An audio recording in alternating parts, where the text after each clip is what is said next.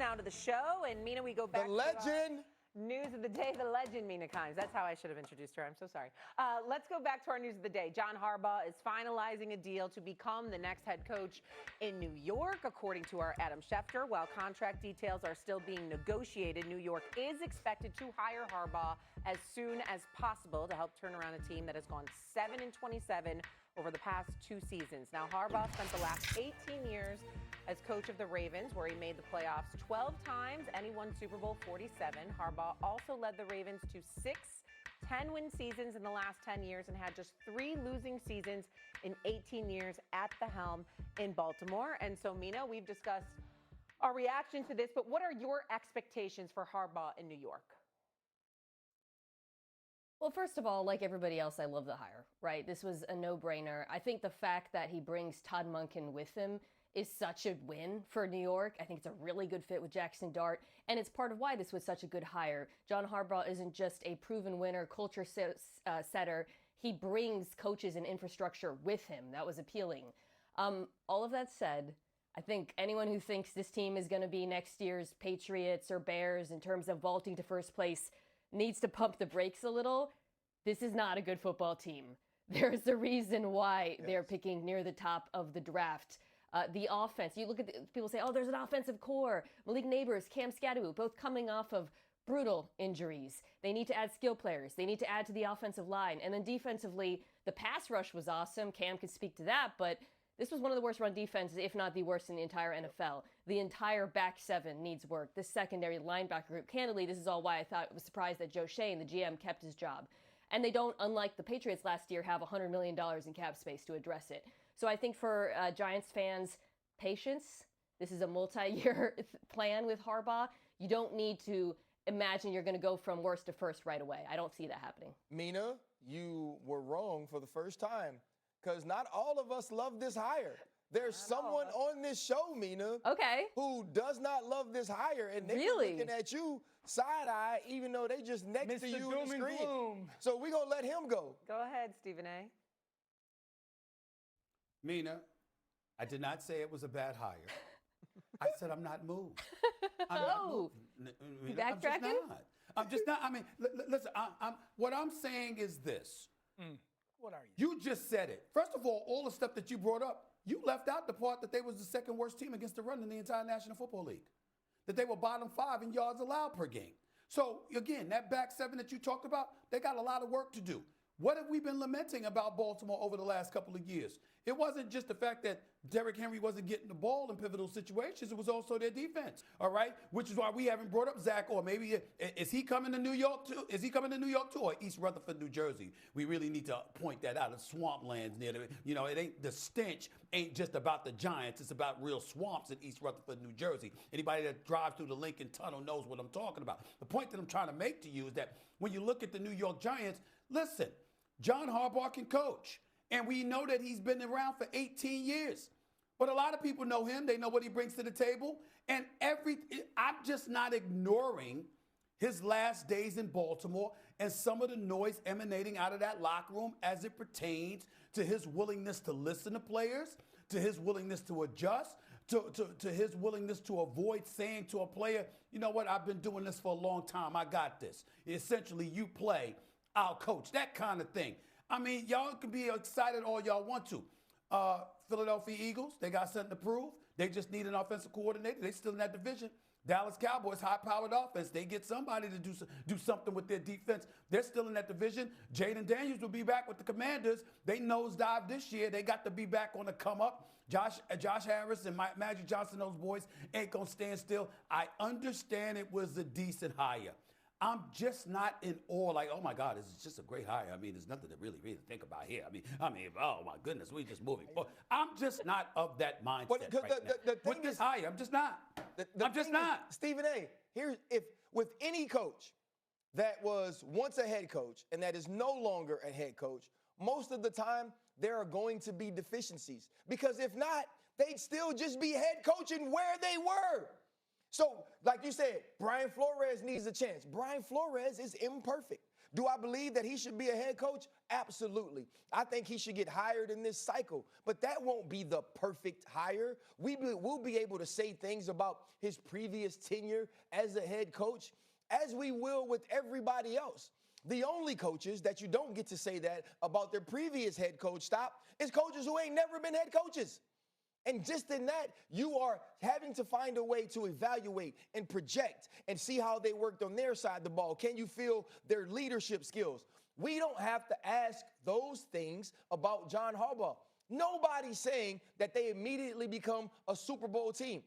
I'm actually shocked he went there because the GM is still there. And the rumors were, or some of the reports were, he wanted to bring in his own GM. They got a GM that I wouldn't want to go work with right now because looking at this roster, he hasn't done a good job. Well, I think those are fair points, okay? So, one, I think that Harbaugh chose the Giants very much so on the high level because of Jackson Dart. This is a coach that was going to have his pick of team. In an opening or a season has 9 different openings. So the fact that he chose the Giants, I think, is directly related to what he believes Jackson Dart is and can become. There's a lot of skepticism and pessimism attached to the Giants, and rightfully so. I do think, and you guys might disagree, there is more individual talent on this team than the results led to. They blew 5 double-digit fourth-quarter leads last year, 3 of them to playoff football teams. So there were moments this year where the Giants played above their skis. The second thing is Jackson Dart, his performance versus playoff defenses. He was a top 5 by QBR measurement, and again, these numbers, you can make them sound however you want, but I do think that there's a lot of examples that Jackson Dart played really well versus good football teams, good defenses last year. That was without Malik Neighbors. So they get Neighbors back, they get Scat back, they need another offensive lineman or 2. They're not going to rebuild it overnight. Another good offensive lineman or 2. You get another piece opposite Neighbors, and you get your secondary to play at a level that should match your front. I understand those are ifs, Stephen A. Yeah, that's like half the team. It's not. Why don't you throw in a masseuse? Why don't you throw in a masseuse, a pedicure, a manicure, a chauffeur? I mean, I mean, you just said about 12 different things they need. If they had another receiver and a new offensive line and some cornerbacks and some safeties and some linebackers and they could stop the run, then they're right in it, baby. I'll ask the film study people then. The Giants' defense was poor. They give me the number one reason why the Giants' defense underperformed last year. One, they had terrible safeties. Okay. Well, it was the run defense. Linebackers were bad. Okay. They didn't fit. Okay, so a lot of that stuff is a coaching element, though. Like, a lot of that stuff is playing way too soft, not fitting the run on a proper basis. Your safeties are 14 yards deep on it. So I do think that, like, better coaching is going to get this team to improve. I just don't think they're as bad from a talent overall perspective as the national narrative. Guys, you know what? Sometimes listening to you is hard. And I love you, but sometimes your football brilliance just gets in the way, and it's just nauseating to listen to you sometimes. This is a great moment. My favorite moment, RC, Mina, my favorite moment of the year in 2025 on First Take was when Dan Orlovsky said, Dallas Cowboys are good. I mean, they really got a chance. And he said, you know what? And then he went up and named 8 teams that was better than them. And he said, I think the Cowboys finished like that's going to be just fine. They were right. And I said, hold on. And I said, ain't there 7 teams that go to the playoffs? Ain't there 7 teams? This brother was like, yo, he gave you 8 teams, like off the top of his head. Oh, other than those guys, the Cowboys are going to be just great. And literally said it with a straight face. He's on TV. He's with RC on one side of him. He's with Mina on the screen right in front of him and said the Giants are pretty good and runs off 12 different things. If they do this, watch. Really? That's what you're doing? 12 different things. And y'all go ahead and talk to him. I can't deal with him right now. I really can't. Y'all just go ahead. I'm not going to talk to him Because I'm going to talk to you because your take was worse, which was about John Harbaugh, and I do want to respond to that. Let's go. Listen, Stephen, here's the thing you're missing about this. Two things can be true here. He's so excited about John it. Harbaugh and the Ravens were right to split ways. The message had grown stale. There were some issues between the players and him, whatnot. First of all, that was not the case over his multi-decade career there.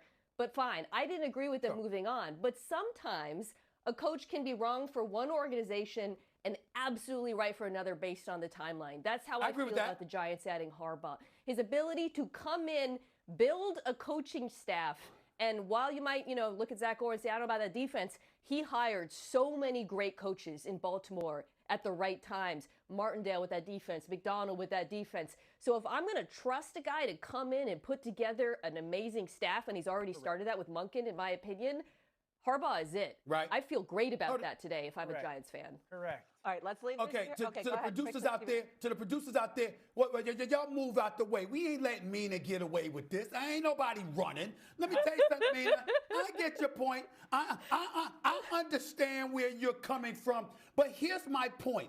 Okay, so we're supposed to sit here and go like this. Well, John Harbaugh, he's been a coach for a long time, and the structure that the New York Giants were lacking, he's going to bring that to the table while they still kept Shane as the GM, huh? Didn't RC bring that? Didn't RC bring that up? Didn't RC bring it up? So in other words, John Harbaugh ain't making the call. Your GM that you kept there is still making the call, okay? That's number one. Number two, all the things that you pointed out, obviously very, very astute, very eloquent, I might add.